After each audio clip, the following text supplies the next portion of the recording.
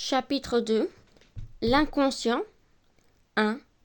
La dépossession de soi. Chapitre 1. Freud.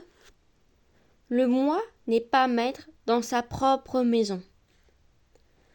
Dans certaines maladies et, de fait, justement dans les névroses que nous étudions, il en est autrement. Le moi se sent mal à l'aise, il touche aux limites de sa puissance en sa propre maison, l'âme. Des pensées surgissent subitement, dont on ne sait d'où elles viennent. On n'est pas non plus capable de les chasser. Ces hôtes étrangers semblent même être plus forts que ceux qui sont soumis en moi. La psychanalyse entreprend d'élucider ce cas morbide, inquiétant. Elle organise de longues et minutieuses recherches. Elle se forge des notions de secours ou des constructions scientifiques.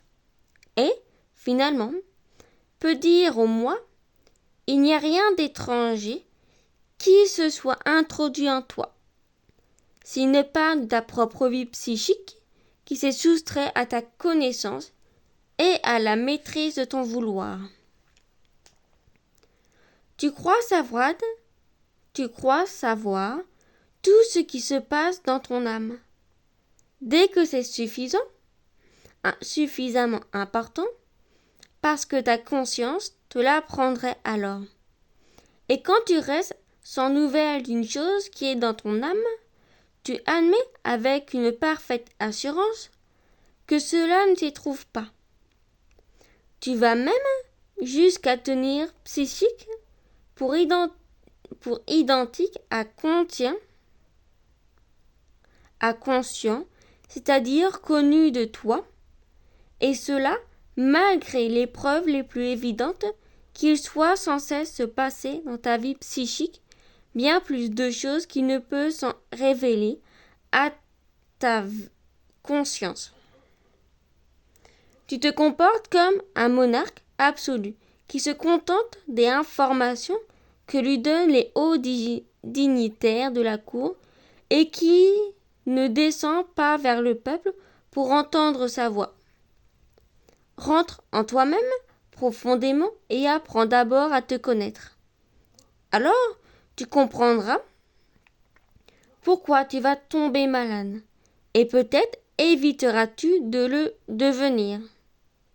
C'est de cette manière que la psychanalyse voudrait instruire le moi.